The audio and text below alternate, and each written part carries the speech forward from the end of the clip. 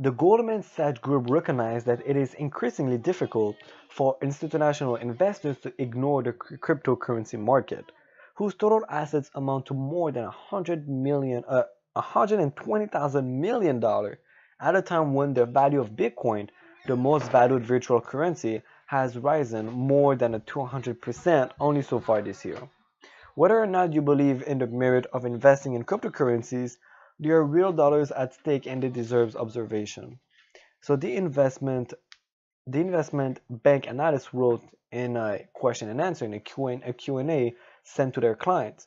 The debate has shifted from the legitimacy of the internet order to the rapidity with which new entrants are raising funds, with initial offers of currency and fundraising that now exceed the angel and seed investment of the internet.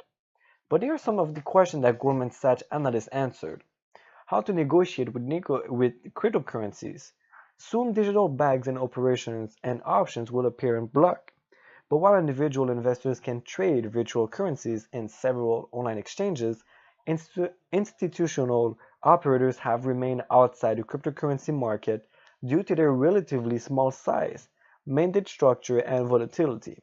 But block trading exists to facilitate the execution of large orders. In addition, Bitcoin options exist and are traded in exchange all around the world. But are cryptocurrencies or commodities? Well, the currencies have attributes of a currency, since they are presented and entrusted by some means of exchange, and of a commodity, since they are a limited resource. But the classification of cryptocurrencies varies by country, government, and even application. But what is Ethereum? First, a platform, and second, a cryptocurrency, as we learned.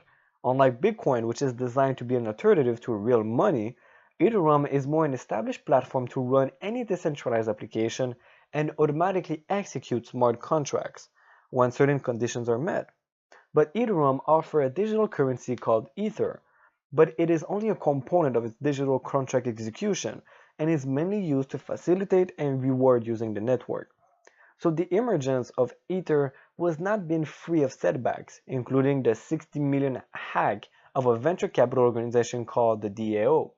But what is an initial offer of coins, an ICO? Well, a fundraiser through chip sales. It's a fundraise through chip sales, and the amount of money that ICO funds have grown exponentially, and the speed at which cash is raised, with often little more than a white paper in an internet browser, has triggered the alarms of parties including the Security and Exchange Commission and the People's Bank of China.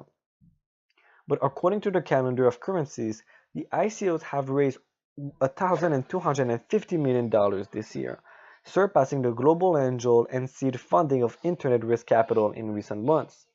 But what Goldman strategists did not address is whether or not institutional investors should buy cryptocurrencies.